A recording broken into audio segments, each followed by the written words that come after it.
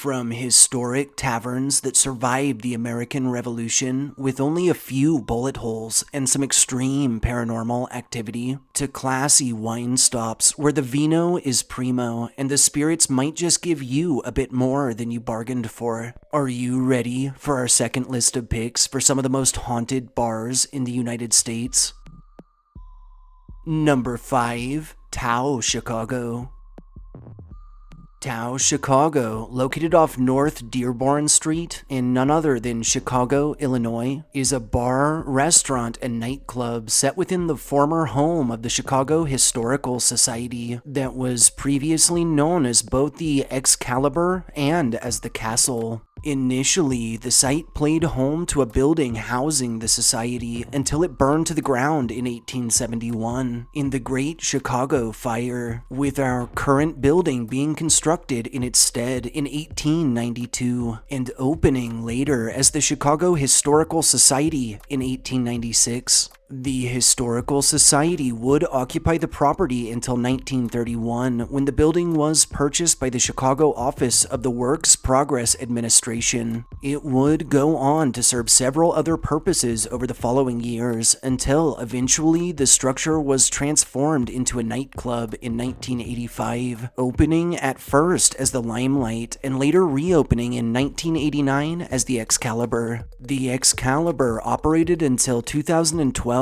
when the site was sold, renovated, and reopened as Castle Chicago. Castle would close its doors just 3 years later in 2015, with the building being reopened one final time in 2018 as Tao Chicago. Tao remains open to this day, serving a wide range of drinks and cuisine from traditional Asian culture, all within an elegant nightclub setting. As legend has it, when the first building burned, several were still trapped inside and were unable to escape, further adding to the estimated 300-person death toll across Chicago. Most of the building's hauntings are blamed on this blaze, and staff and patrons frequently report disembodied footsteps from empty spaces, bottles flying from shelves, and the smell of smoke seemingly emanating from thin air. A ghostly little girl dubbed Mary has been encountered wandering the building and is often heard laughing from out of sight, and a candle positioned far too high for anyone to reach near the bar has been known to both light and extinguish by itself. Lastly, a handful of disturbing reports detail a malevolent presence fond of hitting, pinching, or even pushing those who cross it.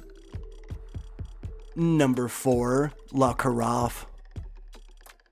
La Carafe, located off Congress Street in Houston, Texas, is a wine bar set within the oldest commercial building still in use in the city, that's believed to be quite literally the oldest bar in Houston, which, if you're familiar with the city, is a ridiculously impressive claim. The building was initially constructed in 1847 by developer Nathaniel Kellum as a 2-story public venue, and has remained as such ever since. In 1860, sadly, the original building burned to the ground in a fire, after which it would be reconstructed by one John Kennedy as the Kennedy Bakery. Through the Civil War, this bakery was actually contracted to produce hardtack for the Confederate Army. Following the war, the property remained in Kennedy family hands for a time, with La Carafe first opening its doors in the 1950s. In 1970, the business was sold to one William V. Berry, who would alter its name to La Carafe instead. In 1987, the site was acquired by Warren Trousdale, who sadly would pass on shortly after its purchase, leaving the business to his sister, Carolyn Wengler, who continues to run the prestigious old operation to this day. La Carafe continues to serve patrons into the present, operating as a cash-only establishment and serving up an assortment of wines and beers alongside classic jukebox tunes under a dimly lit atmosphere. As local legend has it, a number of seances and rituals were held in the upstairs of the building, which is believed to be infested by a multitude of presences, with staff and patrons reporting disembodied voices, objects sighted moving on their own, and the full-bodied apparitions of children, often sighted hurrying just out of sight. The ghost of a former bartender named Carl has been known to appear suddenly, shouting "last call" across the bar, and a woman in white has been encountered near the stairs, and has even attempted to push several down them. Also reported at La Carafe are a range of full-bodied apparitions in old-fashioned clothing, a large shadowy figure known to lurk about, and accounts of bottles flying inexplicably and sometimes dangerously from shelves. Lastly, the jukebox frequently plays on its own and has even done so while unplugged, and the old-fashioned cash register has been known to pop open by itself. Number 3. Café du Nord. Café du Nord, housed within the basement of the historic Swedish-American Hall off Market Street in San Francisco, California, is a popular bar, restaurant, and concert venue renowned for its rather intimate setting, as well as for hosting a number of unknowns that have since grown wildly in fame. Historically, the original Swedish-American club was founded in 1875 and, for a time, operated out of temporary meeting spaces. However, following the 1906 earthquake and the resulting destruction of their then club space, it was decided they would need something a little more permanent. The Café du Nord building was initially constructed in 1907 to serve the Scandinavian community of San Francisco, with operations being launched from the building's basement the very same year. Impressively, through Prohibition, the cafe continued to operate in secrecy as our favorite type of establishment, a speakeasy, with an escape tunnel installed, which, though it's since been sealed, can still be seen to this day. In 2013, the aged-old property was sold, and a year later, in 2014, a series of extensive renovations and modernizations were launched in order to better prepare the space for future shows. Café du Nord was added to the National Register of Historic Places in 2019. It remains open to the public, offering a wide selection of delectable foods and drinks alongside live concerts on the weekends. The cafe is rumored to be haunted by several presences, with patrons and staff members reporting doors opening and closing on their own, lights flickering, extreme cold spots, and full-bodied apparitions in old-fashioned attire usually sighted after close. A spectral woman in a red dress has been spied disappearing through the old, sealed speakeasy escape door, and a male apparition dubbed the Piano Man and suspected to be the spirit of a former musician has been encountered near the building's street-level office and is often accompanied by phantom piano melodies that seemingly emanate from thin air. Lastly, and reported across the property, are accounts of objects moving on their own, EVPs heard in the backgrounds of phone calls, and disembodied voices, laughter, glasses clinking, and music that might suggest some form of supernatural party is still occurring within the cafe, just beyond the living realm. Number 2. Fraunces Tavern.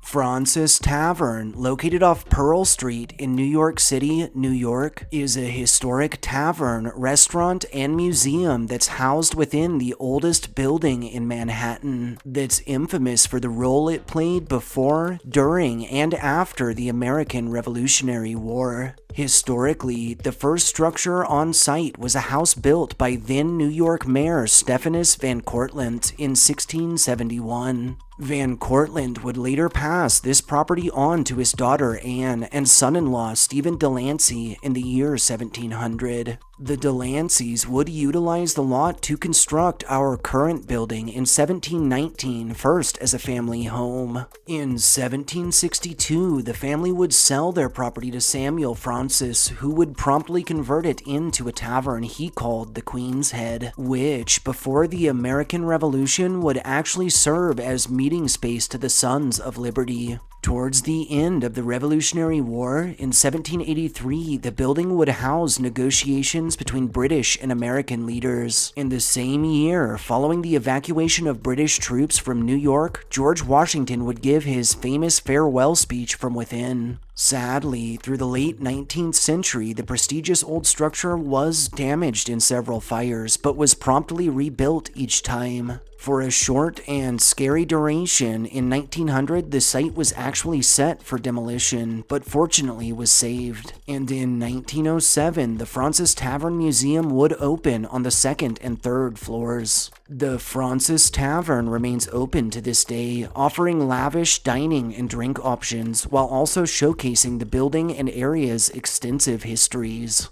Over its lengthy existence, Fraunces has weathered all manner of tragedy. In 1775, a cannonball from a British warship smashed through its roof. In 1975, a bomb was detonated on the premises, killing 4 and wounding more than 50. And local legend tells the establishment has played witness to both murder and suicide. Incidentally, staff and patrons to Fraunces frequently report disembodied footsteps when the building is empty, the sounds of keys jingling, and the unnerving sensation of being shoved by unseen hands. Several informal investigations have yielded high EMF levels, chilling EVPs, and orbs caught in the backgrounds of photographs, and staff members have been known to quit mid-shift due to extreme activity. Lastly, reported at Fraunces are doors opening and slamming shut on their own, objects sighted moving by themselves, lights that flicker on and off with no cause, shadowy figures that follow patrons, and full-bodied apparitions in colonial-era clothing. Number 1. Flying Saucer Draught Emporium. Flying Saucer Draught Emporium, located off 10th Avenue South in Nashville, Tennessee, is a chain tap room offering more than 200 global beers and a classic tavern atmosphere that's housed in what was once the baggage area of Union Station. Historically, Union Station opened its doors in 1900 to better accommodate the Louisville and Nashville Railroad, alongside serving local streetcars until 1941. The station would see a massive rise in profits through World War II as countless soldiers utilized it as a ship-out point. In 1972, the property and business was taken over by Amtrak, but sadly ended up closing down for good in 1979. The site would remain vacant for a time until 1986, when its main portion was transformed into the Union Hotel. Flying Saucer Draught Emporium, which was created by restaurateur Shannon Wine in 1995 out of Fort Worth, Texas, would open its Nashville location in 1998 out of the station's old baggage room. The age structure would undergo renovations in 2007, again in 2012, and once more in 2014. Flying Saucer remains open into present times, is widely considered one of, if not the best bar in the whole of Tennessee, and has been rated as such by the renowned Rate Beer for 6 consecutive years. Possibly the most famous legend emerging from Flying Saucer surrounds the Great Train Wreck of 1918, in which 101 were killed and an additional 171 injured. As legend has it, amidst the chaos, and once local morgues and hospitals had hit capacity, bodies were actually stored in the baggage claim area, and it's rumored this improper handling led to a host of restless spirits. Across the premises, many have reported extreme cold spots, disembodied voices from empty spaces, objects sighted moving on their own, and even drinks that empty themselves inexplicably. A number of apparitions in old-fashioned clothing, many seemingly attempting to catch trains no longer in existence, have been encountered hurrying about, and the spirit of a mysterious elderly man has been known to watch the living from a distance, always disappearing shortly after being noticed. Televisions on site have been witnessed turning on and off by themselves. Furniture is often found rearranged by staff who are opening up for the day, and a number of chilling EVPs have been heard in the backgrounds of phone calls and video recordings. Lastly, and rather tragically, a number of soldiers who started their journeys at Union, unbeknownst to them, would never see their homes again. The station being the last place they'd get to be with their friends and family on this earth. A range of ghostly soldiers clad in World War II-era garb have been sighted lounging through the area, as if waiting for departures long lost to time, with those present often recounting these specters checking their watches, standing suddenly and seemingly stepping up onto trains that are no longer there, before fading into nothingness, no doubt on a trip that leads to the other side. Taking into consideration its impressive history, long list of purported hauntings, and mountain of associated local legends and ghost stories, we felt Flying Saucer Draught Emporium was an out-of-this-world choice as our pick for the most haunted bar in the United States. Thank you all for tuning in to our second list of picks for some of the most haunted bars in the United States. If you enjoyed hearing our histories and ghost stories as much as we enjoyed telling them to you, don't forget to subscribe to our channel and turn notifications on so you get alerts when fresh content is on the way. Throw us a like if you feel we've earned it, and most importantly, share this upload and our channel with anyone you think deserves a good scare. We'll catch you all next time.